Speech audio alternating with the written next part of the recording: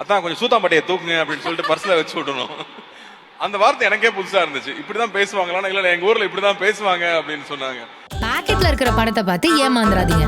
இனிமே கடலை எண்ணெய்னு சொன்னாலே மிஸ்டர் கோல்ட் மட்டும் தான் வாங்கணும். மிஸ்டர் கோல்ட் 100% கடலை எண்ணெய். ஆச்சி கொழுக்கட்டை மாவு வந்தாச்சு.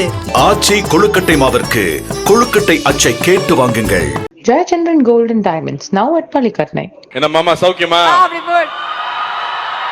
நன்றி, ரொம்ப நன்றி, ரொம்ப சந்தோஷம். எல்லாம் குடும்பத்தோட இருக்கீங்க, ஃப்ரெண்ட்ஸோட இருக்கீங்க. So happy to see all of you. பத்திரிகை, தொலைக்காட்சி ஊடக நண்பர்களுக்கும் வணக்கம். ஒவ்வொருத்தரும் பேசும்போது மேலகன் எவ்வளோ ஸ்பெஷல்னு சொல்லிட்டே இருந்தாங்க. 96 ஒரு படம் நம்ம எல்லாருமே ரொம்ப பாதிச்ச படம்.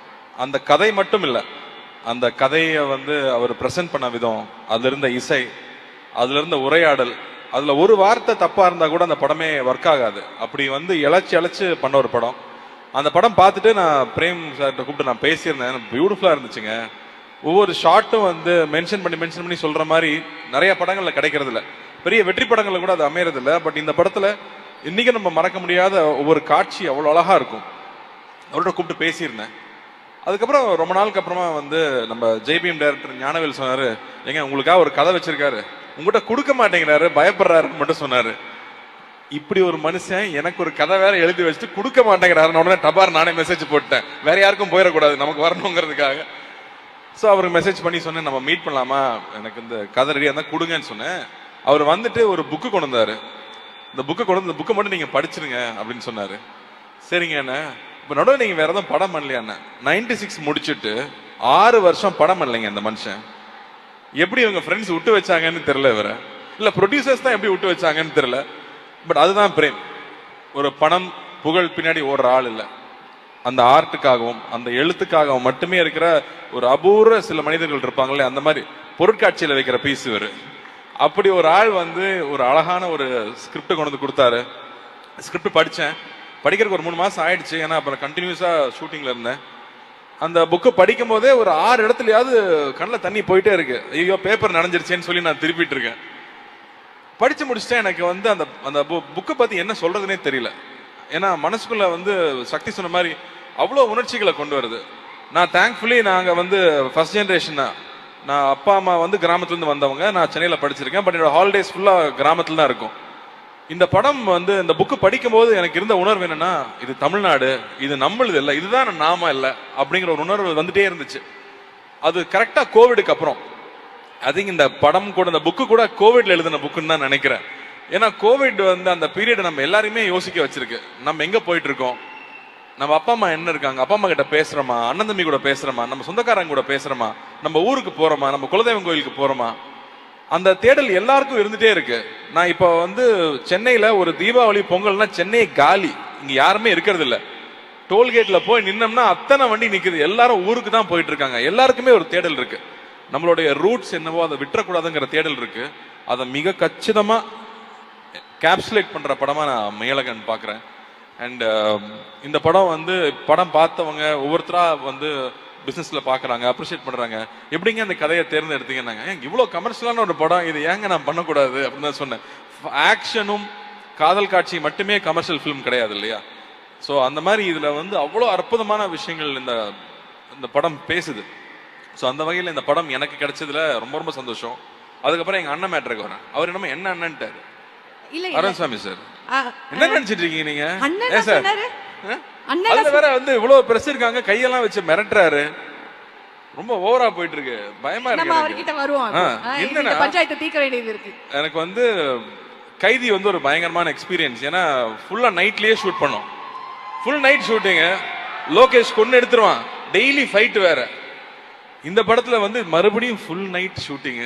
ஆனா நல்லபடியா ஒரு ஃபைட்டு கிடையாது படத்துல. அதனால ஃபைட்லாம் எதிர்பார்த்து வந்துடாதீங்க. ஆனால் அந்த ஒவ்வொரு நைட்லையும் அருண்சாமி சார் கூட உட்காந்து நாங்க பேசிட்டு இருந்த விஷயங்களாகட்டும், ஏன்னா அவரே பேசிட்டு இருந்தாரு, நான் கேட்டு இருந்தேன்னு சொன்னா அவர் கோவப்படுவாரு. நாங்க 2 பேரும் சேர்ந்து பேசிட்டு இருந்தோம்.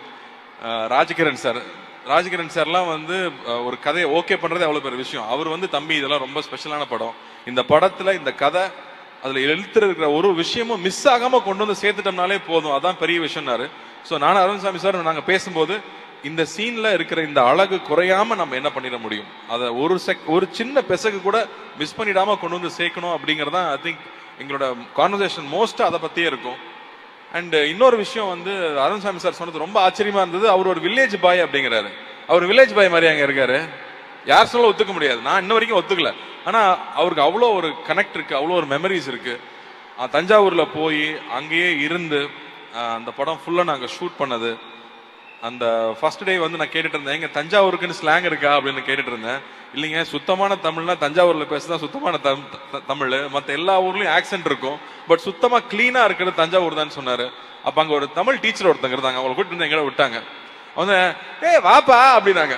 ஓ இதுதான் தஞ்சாவூரா, நான் அப்பவே புரிஞ்சுக்கிட்டேன் நான். அதாவது வெள்ளந்தியா ஒரு சின்ன ஒரு பிளாக் கூட இல்லாம நம்மளை பத்தி என்ன நினைப்பாங்கன்னு யோசிக்காம அப்படி அன்பை கொட்டுறது இருக்கு இல்லையா, அது அந்த ஒரு செகண்ட்ல புரிஞ்சுது. அதை பிடிச்சிக்கிட்டு தான் படம் ஃபுல்லா நான் டிராவல் ஆனேன்னு சொல்லலாம். அண்ட் பாலா சார் ஒரு இடத்துல அழகா சொல்லியிருந்தாரு, 2 பேர் உட்கார்ந்து பேசுறதே ஒரு அழகான ஒரு திரைப்படம் அப்படின்னு சொன்னாரு. அந்த மாதிரி வந்து ரொம்ப நாளுக்கு அப்புறமா சந்திக்கிற 2 பேர் பகிர்ந்துக்கிறதுக்கு அவ்வளோ விஷயங்கள் இருக்கும், அதுல அவ்வளோ சுவாரஸ்யம் இருக்க முடியும். அதை வந்து எப்படிதான் இந்த மனுஷன் எழுதினாருனே தெரியல, அதுவும் 6 நாள்ல எழுதுனேன் அப்படின்னு சொல்றாரு. இது என்னமோ வந்து அப்படியே ஒரு ஃப்ளோல எழுதின ஒரு கதைன்னு நினைக்கிறேன். ஸோ இந்த படம் நடிச்சது எனக்கு அவ்வளோ ஒரு சந்தோஷம். அண்ட் 27th இந்த படம் வரப்போகுது. It will be another special film. 96 எந்த அளவுக்கு ஸ்பெஷல் ஃபில்மோ அந்த அளவுக்கு இந்த படமும் ஒரு ரொம்ப ஸ்பெஷல் ஃபில்மா இருக்கும்னு நான் நம்புறேன். அண்ட் முக்கியமா கோவிந்த் வசந்தா மியூசிக் பத்தி சொல்லணும். 96 காதலே காதலே வந்து இன்னைக்கும் எல்லாரும் ஒய்ஃபுக்கும் லவருக்கும் வச்சிருக்கிற ரிங்டோன் வந்து காதலே காதலேன்னு அந்த பாட்டு தான் இருக்கு. அந்த மாதிரி அவன் ஊருக்கு போகும்போது இந்த படத்தோட பாட்டை கேட்டுட்டு போகாம இருக்க மாட்டாங்க. அண்ட் அகைன் கமல் சாருக்கு பெரிய நன்றி சொல்லணும். அவருடைய அந்த ஒரு லயன்ஸ் வாய்ஸ்ன்னு சொல்றதா, அவர் பாடி கொடுத்தது அந்த படத்துல வர ஒரு ரொம்ப முக்கியமான ஒரு கட்டம். அதுக்கு அவர் ஆட் பண்ண வேல்யூ வந்து கொஞ்சம் கிடையாது. ஸோ கமல் சார், நம்ம உலக நாயகன் அவர்களுக்கு மறுபடியும் உங்க எல்லாரும் முன்னாடி நான் நன்றி சொல்லணும்னு நினைக்கிறேன். அண்ட் இந்த கதை அழகா வந்து சேரணும் அப்படிங்கும்போது 96ல இருக்கிற ஒவ்வொரு பொக்கிஷம், ஒவ்வொரு டெக்னீஷியனும் அப்படியே இந்த படத்துக்குள்ள வந்தது. மகி வந்ததாகட்டும், இல்ல கோவிந்த் வசந்தா வந்ததாகட்டும், எடிட்டர் ஆகட்டும், அவங்க அப்படியே இந்த படம் இந்த கதையே அவங்கள தேர்ந்தெடுத்துக்கிச்சு. அந்த கதை என்னென்ன தேவையோ அதை ஒவ்வொன்றா செதுக்கிச்சுன்னே சொல்லலாம். ஸோ அந்த மாதிரி ஒரு ரொம்ப ரேர் ஃபில்மாவே நான் அதை பார்க்குறேன். So it's very special for all of us. And 2D அண்ணா கிட்ட கொடுத்துட்டா பிரச்சனையே இருக்காது. இந்த படம் எப்படி வரணுமோ மிஸ் ஆகாம கரெக்டா வந்துடும், கரெக்டா கொண்டு வந்து சேர்த்துருவாங்கன்னு எனக்கு ஒரு நம்பிக்கை இருந்துச்சு. அந்த வகையில இந்த கதைக்கு என்னென்ன தேவையோ அத்தனை விஷயங்களும் ஏற்பாடு பண்ணி கொடுத்து முழுசா வந்திருக்கு இல்லையா, அந்த ஒரு வடிவம் இருக்குல்ல, அது I feel it's very special. And again நம்மளோட லக்கி ஆங்கர் அஞ்சனாவும் இங்க வந்துட்டாங்க. படம் நிச்சயம் வெற்றி பெறணும். Okay sir. எஸ், பாருங்க. Thank you sir. நாங்க வந்து ஒவ்வொரு கிராமத்து கதையிலும் நாங்க ரசிச்சது வந்து நீங்க அந்த எடுத்து பேசுற ஸ்லாங் தான். நீங்க இப்ப சொல்லிட்டீங்க இதுக்கு ஸ்லாங்லாம் கிடையாது, இதுதான் வந்து நார்மலா சூப்பரான ஒரு தமிழ், அதை வந்து நான் பேசியிருக்கேன்னு. என்ன மாமா சௌக்கியமாவா நாங்க கேட்டுட்டோம். தஞ்சையில இருக்கிற அந்த எப்படி பேசுனீங்கிறது எங்களுக்கு கேட்கணும்ல. ஒரு 2 டயலாக் அப்படியே எடுத்து விட்டீங்கன்னா சொன்னா சென்சார் இருப்பாங்க. எல்லாருக்கும் பிடிச்சிருக்கிறது வந்து பரவாயில்ல சொல்லுங்க, அதெல்லாம் நம்ம கட் பண்ணி பீப் போட்டுக்கலாம். அத்தான் படம் ஃபுல்லா வந்து அருண்சாமி சார் அத்தான் பேசிய கொலை எடுத்துட்டேன் நான். அதுல ஒரு சீன்ல வந்து சாப்பிட்டுட்டு இருப்போம், அவர் பர்ஸ்ல நிறைய காசு இருக்கும். இவ்வளோ காசை யாராவது பேக்ல வைப்பாங்களா? பர்ஸ்ல தானே வைக்கணும். அவர் வர சாப்பிட்டு இருக்காரு, அவர் எழுப்பணும். எப்படி எழுப்புறது? அதான் கொஞ்சம் சூத்தாம்பட்டையை தூக்குங்க அப்படின்னு சொல்லிட்டு பர்ஸ்ல வச்சு விடணும். அந்த வார்த்தை எனக்கே புதுசா இருந்துச்சு. இப்படிதான் பேசுவாங்களா? இல்ல எங்க ஊர்ல இப்படிதான் பேசுவாங்க அப்படின்னு சொன்னாங்க. சோ இந்த யதார்த்தம் இருக்கு இல்லையா, எந்த ஒரு ஸ்கிரீன் இல்லாம ஃபில்டர் இல்லாம, நம்ம நோ ஃபில்டர்னு போடுவோம்ல ஹேஷ்டேக்ல, அந்த மாதிரி நோ ஃபில்டர் ஜோன்ல இருக்க ஒரு கேரக்டர். நம்ம ஊர்ல பொதுவா ரொம்ப நல்லவனா இருக்கிறவன், பாசமா இருக்கிறவனை வந்து ஏமாளின்னு சொல்லிடுவோம். ஆனா அந்த மாதிரி கேரக்டர்ஸ் அவர் கிரியேட் பண்ண கேரக்டர் வந்து மத்தவங்க என்ன சொன்னாலும் தன்னோட இயல்புல இருந்து மாறாம இருக்கிற கேரக்டர் இருக்கு இல்லையா. சோ அதுதான் அந்த கேரக்டர். அது ரொம்ப பியூட்டிஃபுல்லா எழுதியிருக்காரு அவரு. சோ அதுல அவருக்கு தான் எல்லா பெருமையும். Fits like a glove sir. Karthi sir அந்த மாதிரி தான்ங்கிற மாதிரி தான் நாங்க பாத்திருக்கோம். இன்னும் ஒரு விஷயம் என்னன்னா, நம்ம டைரக்டர் சாருக்கு வந்து ஒரு அழகான ஒரு நாஸ்டாலஜிக் கனெக்ட் வந்து அந்த பாடல்கள் மூலமா கொடுக்கறத 96லயே வந்து பார்த்தோம் இல்லையா. ஏன்னா அந்த ஒரு பாட்டு பாடின உடனே அப்படியே எல்லா ஃபீலிங்ஸும் கொட்டிட்டு வரும் அப்படிங்கிற மாதிரி வந்து ராஜா சார் பாடல்கள் வந்து யூஸ் பண்ணி இந்த படத்துலயும் அந்த மாதிரி நாங்க ஏதாவது எதிர்பார்க்கலாமா? ராஜா சார் மியூசிக் இல்லாம இவர் கதை எழுத மாட்டாருன்னு நினைக்கிறேன். இந்த படத்துலயும் அந்த மாதிரி ஒரு விஷயம் வச்சிருக்காரு.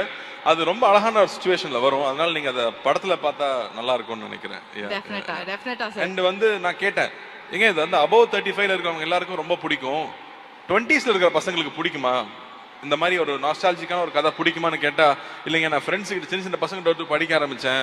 அட பாவிகளா, நீங்க இவ்வளவு சந்தோஷமா வாழ்ந்துருக்கீங்களா, நான் எந்நேரமும் போனுக்குள்ளேயே இருக்கோம், எங்களுக்கு இந்த அவுட்டோர் லைஃபே தெரியல அப்படின்னு சொன்னாங்க.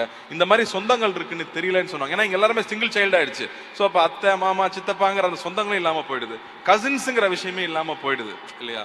ஸோ அப்படி இருக்கும்போது அவங்களுக்குமே இது ரொம்ப புது எக்ஸ்பீரியன்ஸா இருக்கும்னு நான் நம்புறேன். ஓகே, ஸோ நம்ம எல்லாருக்குமே வந்து ரொம்ப அழகான ஒரு விஷயம் வந்து பண்ண ஒரு தெரப்பி மாதிரி நாங்கள் போய் பார்க்கலாம்னு நினைக்கிறேன் சார் இந்த படத்தை. அண்ட் சரி, ஏதோ உங்களை ரொம்ப தொல்லை பண்றேன்னு சொல்லிட்டே இருந்தார் அவரு, படத்துல இருக்க மாதிரியே தொல்லை பண்றேன். என்ன அப்படி தொல்லை பண்ணீங்க? என்னங்க, நைட் ஷூட்டிங் போயிட்டு வருவோம். நைட் ஷூட்டிங் போயிட்டு வெறும் வயிற்றுல தூங்க முடியுமா? தூங்க முடியாது. காலைல சாப்பிடணும். இவர் தூங்குறேன் பாரு, உடனே காலைல எழுப்பி வாங்க சார் சாப்பிட போகலான்னு சொல்லி சாப்பிட்டு போய் தூங்க வச்சிருவேன். அதுக்கப்புறம் கரெக்டாக 1 மணிக்கு எனக்கு பஸ்ஸும் அவர் தூங்கிட்டு இருப்பாரு. திரும்ப 1 மணிக்கு எழுப்பி வாங்க லஞ்சு கம்பெனி கொடுங்கன்னு கூட்டிட்டு போவேன். ஸோ இந்த மாதிரி சின்ன சின்ன தொல்லைகள் தான். 1 மணிக்கு ஒரு மனுஷனை தூக்கத்துல இருந்து எழுப்பிட்டு சாப்பிட்றதுக்கு அதுவும் அப்படின்ற இல்லைங்க, இந்த படத்துல அட்வான்டேஜ் என்னன்னா சாங் ஃபைட் இந்த பிரச்சனை எல்லாம் இல்ல. ஸோ டயட்லாம் இருக்கணும்னு அவசியம் இல்லை. காரைக்குடியில வேற தங்கி இருக்கோம், சாப்பாடுக்கு சொல்ல வேணுமா? அதனால 2 பேருமே ஃபூடிஸ், ரொம்ப என்ஜாய் பண்ணியிருக்கோம். மகி சொல்லிட்டு இருந்தாரு இல்லையா, திண்டுக்கல்ல ஒரு ரெஸ்டாரண்ட் கூட்டிட்டு போனாரு, பேர் சொல்லலாம் இல்ல சார், பொன்ராம். காலையில 8 மணிக்கு பிரியாணி சாப்பிட்டுருக்கீங்களா? காலையில 8 மணிக்கு பிரியாணி, அதாவது தம் திறந்த உடனே சார் கூட்டிட்டு போய் வாங்கி கொடுத்தாரு. நன்றி சார். நல்லா சாப்பிட்டுருக்கீங்க. நல்லா சாப்பிட்டு சந்தோஷமா நாங்க நாங்க சந்தோஷமா வேலை செஞ்சுதானே மக்கள் சந்தோஷமா படம் பார்க்க முடியும். அதனால நாங்க ரொம்ப ஹாப்பியாவே இருந்திருக்கோம். ஆனா நீங்க பிரியாணி சாப்பிடுற அழக நாங்க தான் அவ்வளவு பார்த்து ரசிச்சிருக்கோமே சார். அது 8 மணிக்கு பார்த்தா நல்லா தான் இருக்கும். பாக்கெட்ல இருக்கிற படத்தை பார்த்து ஏமாந்துராதீங்க.